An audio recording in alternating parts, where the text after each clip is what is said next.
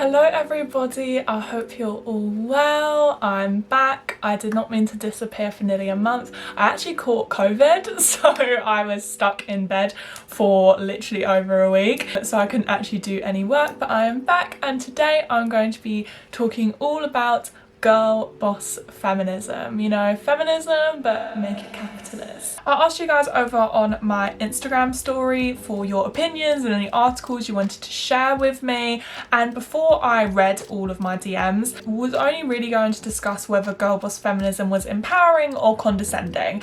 But once you guys actually DM'd me and sent me all these different articles and all of your opinions, I realised it's so much deeper than just empowerment or condescension. So thank you, because I realised from there that there's so much more to discuss on this topic, and if you guys don't follow my Instagram, make sure you do, because I often ask for you guys' help on my videos. So we are going to be talking about girl boss feminism, why some people like to use the term girl boss and find it empowering, why some people find it condescending and patronising, especially when it's used by men. Also girl bosses in politics, I'm talking Margaret Thatcher, Kamala Harris, and also how girl boss feminism is used to manipulate women into joining MLMs, and my personal experience in working in sort of a girl boss type business when I used to be a beautician.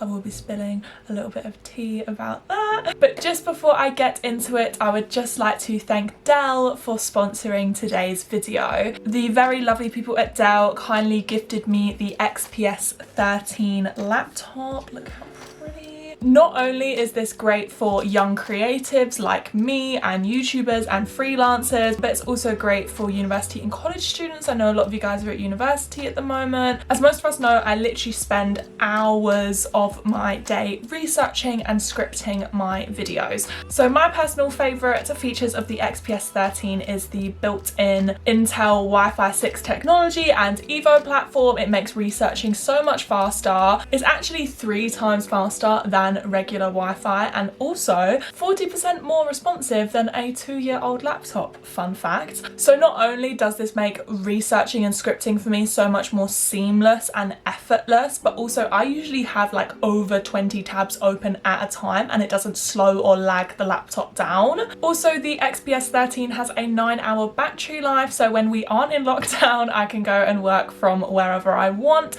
But even now that I'm stuck in the house, it's great to be able to work around the house and not need to be near a plug socket. And with the XPS 13's 40GB of storage, I don't have to drag my hard drive around with me either. As you guys can tell, this laptop is so multifunctional, so it's perfect for young creatives, university, college students, and I will leave my link down below so you guys can find out more information and check out the entire range. Thank you again, Dell, for sponsoring today's video. So first question we're going to answer is, what is girl boss feminism? And to answer this question, we need to sort of work out what a girl boss is first. So I'm going to read a few definitions out for you guys. The Free Dictionary's definition of girl boss is a confident and capable woman who pursues her own ambitions instead of working for others or otherwise settling in life. Despite the name, a girl boss does not necessarily have her own business. The phrase was popularised by Sophia Amoruso, founder of the fashion company Nasty Gal. The Urban Dictionary definition for girl bosses was actually kind of hard. One of the first definitions I found was girl YouTubers and bloggers who get something for nothing by being all girl boss and contacting brands for freebies. And another definition on there that I found, a female with no particular talent or skill but eager to gain Instagram followers, money and or fame, often clueless that calling themselves a girl boss is degrading to female professionals. And as we can see with Google Trends, the interest in the term girl boss rose slightly. It peaked in 2017 with the release of the show Girl Boss, which was about Sophia Amoruso and Nasty Gal and how she founded it. But after that show was cancelled because it really wasn't very good, the interest for it dropped. But there was still a slow rise over the 2000s of the term girl boss. And the term girl boss isn't necessarily only applied to women who work in business. It's basically now very often applied to women who are just powerful, whether it's because they work in a business or corporation, whether it's because they're wealthy, whether it's because because they're popular on social media and have a lot of followers, and it's also very often applied to women who have managed to be successful in male-dominated workspaces, particularly in politics. We hear a lot about Margaret Thatcher and recently Kamala Harris being described as girl bosses and bad bitches. Yeah, no, Margaret Thatcher was bad, to say the least, but I will elaborate more on that point later in the video. But the term girl boss has very quickly branched off into its own subdivision of feminism. A lot of people call it corporate feminism, and it's basically celebrating women who have managed to be extremely successful in businesses and corporations, because it's a lot harder for women because they are very male dominated spaces. But as you guys can tell, corporate feminism is not intersectional in the slightest. It only celebrates extremely privileged women, because you do have to be very privileged to get high up in a business. But again, I will elaborate more on this later. I don't like using this hand because I'm missing a nail. And the whole notion of being a girl boss has basically become a brand, if I'm going to be completely honest. You can buy girl boss merch, you can buy girl boss posters and prints, girl boss notebooks and planners and diaries. You can also buy girl boss mugs, and a lot of people really like the term girl boss. I think the perfect example of the stereotypical girl boss is the character Stephanie Stilton from BoJack Horseman. She is a mouse and she runs her own magazine called Girl Crush, which is like this very pro-woman feminist magazine, which more often than not focuses on very trivial issues surrounding women and femininity rather than actual real issues which affect women. And her magazine glosses over the very real issues which women face because it doesn't seem palatable enough to put in her magazine. I've been saying magazine, I think it's actually a website. Despite it being a self-proclaimed feminist website, she ends up selling it to a really big unethical corporation. But when it comes to girl bosses and celebrating successful business women, a lot of small business owners call themselves girl bosses and are happy to call themselves girl bosses. So there's a lot of pros and cons to girl boss feminism. So I'm firstly going to start out with the positives and why some people, some women, do like to call themselves girl bosses. So as I mentioned in the beginning of this video, despite a lot of women really hating the term girl boss and finding it very patronising and condescending, we can't ignore the large subsection of women who love to call themselves a girl boss. We mostly see this with female Instagram influencers who are sort of in the fashion, beauty, lifestyle subcategory and love to implement being a girl boss into their brand. And big question is, why? I think a lot of this actually relates to what I spoke about in my internalized misogyny, I'm not like the other girls video. Very often, if you're a girly girl, your femininity and girliness is very much used against you, and it's seen as a bad thing. Being into makeup is seen as like a bad thing, being into fashion is seen as like stupid, as if being into stocks is so interesting. I have a very girly appearance and I've spoken about this before, but you know, I've got blonde hair, loads of makeup, I wear fake nails, wear fake tan, and when I started getting into social and political issues on my channel,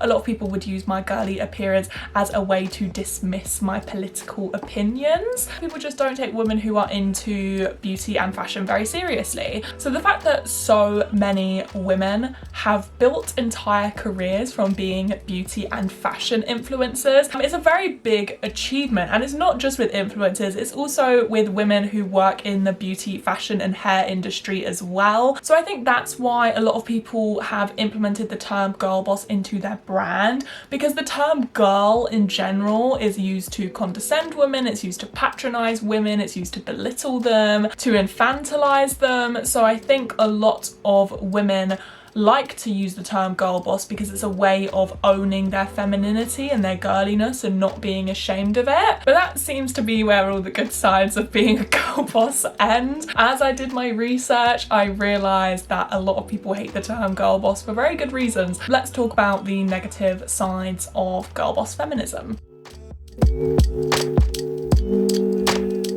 Firstly, a lot of women do not like being called a girl. I know I use the term girl a lot, especially when I'm talking about young women, but it's very different when a woman is using the term girl versus when a man is using the term girl, especially in a business setting. You know, the word girl doesn't just imply child, it also implies being very feminine, it implies being very delicate, very gentle, perhaps even shy. So not only does it infantilize women, but it also makes the idea of a woman being in charge, a woman being your boss, more palatable towards men and less intimidating. And also being a girl boss, yeah, it does mean men making room for women to succeed in male-dominated workspaces, but it doesn't actually address the root causes of why these spaces were male-dominated in the first place. All it does is make room for a few select,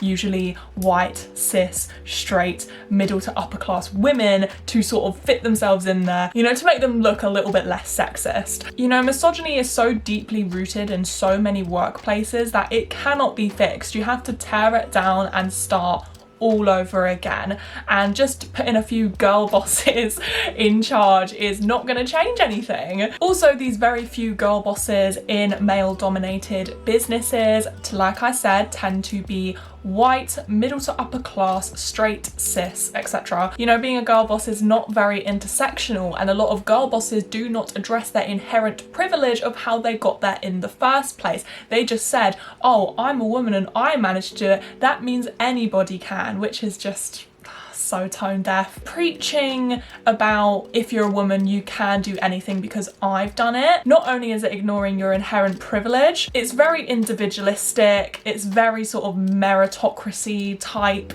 It just preaches if you work hard you can achieve anything, which we all know in this neoliberal capitalist economy is rubbish. And if I'm going to be honest, I actually think a lot of influencers are guilty of this. They will preach if I can do it then anybody can because I've worked for this myself and I'm a girl and I'm a woman, blah blah, which, like I said, is an extremely tone deaf attitude to have. So just saying be a girl boss, don't let your gender get in the way of you making cash, glosses over the very real issues which women who aren't like you face. Again, this is gonna sound really harsh, but I just don't think girl boss feminism actually says anything of substance. You know, all they say is you're a woman, you can do anything, without actually addressing any of the real issues of why women struggle to get their foot in the door in the first place. Things like sexual harassment in the workplace, childcare expenses, sexism in the workplace. They don't actually address any of these issues. They just say, be a girl boss. And this is why a lot of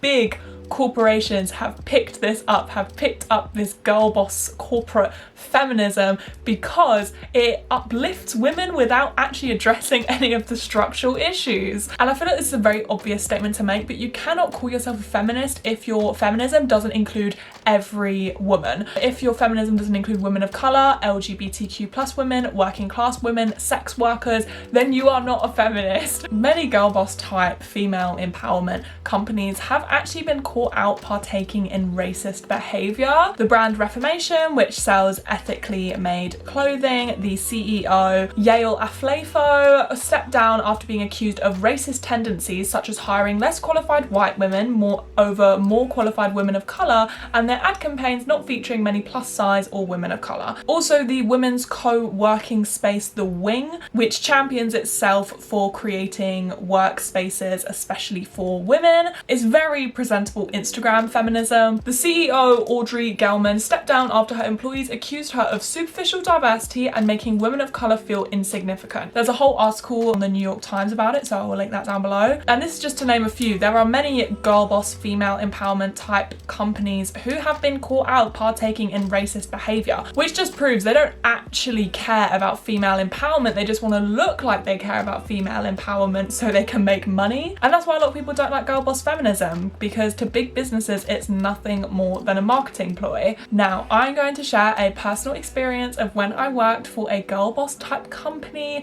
when I was a beautician. I'm not going to name the company because I'm not trying to catch a defamation case, but I was a beautician for a very big makeup brand for nearly 3 years, I think. You know, the vibes are very much girl boss. So don't get me wrong, my overall experience at the company was actually pretty positive. I never really had any qualms with anyone I worked with directly, any managers. My one big qualm was that, I'm telling you, this business was obsessed with being a girl boss and female empowerment. They took so much pride in female empowerment. Tell me why they couldn't pay their staff London living wage, please. I was paid £8 an hour when I worked there for my first year. Basically, after threatening to quit, I got a pay rise, or everyone got a pay rise. I don't think it was because I threatened to quit though. I think it was just a coincidence. They gave us a pay rise to £9.50. Bear in mind, London living wage is £10.75 an hour. If I'm just gonna be honest, I don't think that you can call yourself a girl boss female empowerment company when you can't even pay your staff who are on the floor, your sales assistants, your beauticians, who make your company the most money, let's be honest, and you're not paying them a London living wage. Like, are you joking? Especially when you're sending so many influencers on ridiculously lavish and expensive trips, but you can't pay your staff London living wage. It used to absolutely boil my blood when I worked there, and it still boils my blood now that I've left. Because feminism isn't just about being girly and being a woman, it's about class, it's about gender expression, it's about race and ethnicity. Now, this is something which a lot of you guys DM'd me about when I asked for your opinions on girl boss feminism. A lot of liberals and sort of liberal centre to left leaning media very often describe female politicians as girl bosses, mostly because politics is a very male-dominated workspace, probably one of the most male-dominated workspaces in the world. So it's very hard to actually sort of work your way up and be successful as a woman. Obviously it's gotten better, but just to put it into perspective, Margaret Thatcher became Prime Minister in 1979, just 4 years after it became illegal for a woman to open a bank account in her own name. So that's how much of a big deal it was that we had a female Prime Minister. So first of all, I think if I had worked really hard as a politician in a male-dominated field just to be called a girl boss, I think I would actually throw up. And the problem is, when you reduce someone to just their gender, you tend to gloss over the pretty horrible behaviour that they've partaken in. And before I get started on this point, there is nothing wrong with celebrating women succeeding in male-dominated spaces. The problem is when you start celebrating them as people, you start to not hold them accountable for their horrible actions. Margaret Thatcher plunged millions of people into poverty and unemployment through deindustrialisation. She caused the extreme council housing shortage, which is we still have a shortage to this day, nearly 40 years later. Obviously there was the conflicts in Ireland, and she was openly homophobic. This is just to name a few horrible things about Margaret Thatcher. If you guys want to know more about Margaret Thatcher, I made a whole video about the demonisation of the working class. There is a whole sort of, I think it's a 10-minute segment where I talk about how much of a horrible person Margaret Thatcher is. And if I'm going to be honest, I do think that Margaret Thatcher caused more damage to this country than Boris Johnson has so far. I'm not going to underestimate him. I'm sure he's going to cause so much more damage in the upcoming months. She caused, I'm talking irreversible damage to the UK and Ireland. Now, most of the skepticism surrounding Kamala Harris mostly has to do with her work within the criminal justice system. And in relation to feminism, Kamala Harris is completely against decriminalising sex work. She even said that it was ridiculous, and also claimed that sex workers cause high transmissions of HIV and AIDS. She targeted sex working websites and got them shut down, and most of you guys know, if not,